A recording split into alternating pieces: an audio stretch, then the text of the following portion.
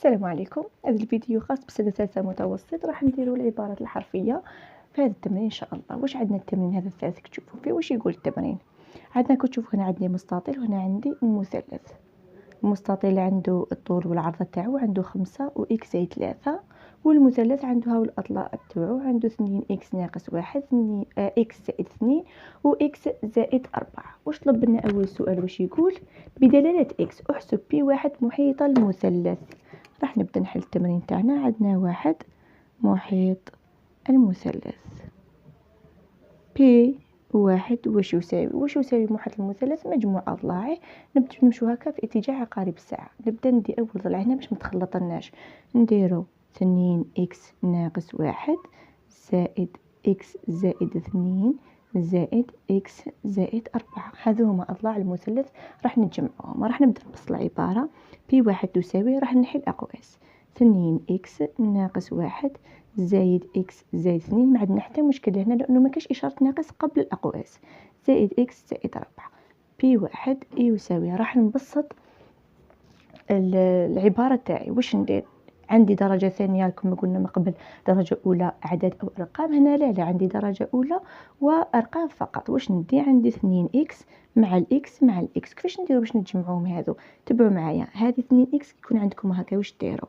نفتح قوس، ندير المعاملات، كل معامل راهو مع الإكس. هذا عنده 2، هذا نشطبو هكا باش ما نغلطش. صح، عندي إكس المعامل تاعو هو 1 زائد 1 نحيه، وعندي أيضا إكس واحد آخر معامل تاعو 1. كل 1 مع 4 تخرج لي زائد 3، نزيدو لها 2 تخرج لي 3 و2 تعطيني 5. وبالتالي جمعنا هذا المعامل طاولنا 4 إكس زائد هاهي هنا 5. روحوا البي 2. إذا نكتب أي تبان صح. عندي محيط المستطيل. واش يساوي محيط المستطيل؟ إذا تلفت لكم ديروا مجموع الأضلاع، ما تنسيوش تفهموا كامل. أما إذا كنتوا شاطرين فيها، بي 2 واش يساوي؟ ما كاش لي يسالكم ونسبوا النتيجة. ديروا 2 في الطول زائد العرض. عندي 5 زائد إكس زائد 3. هذا هو محيط المستطيل.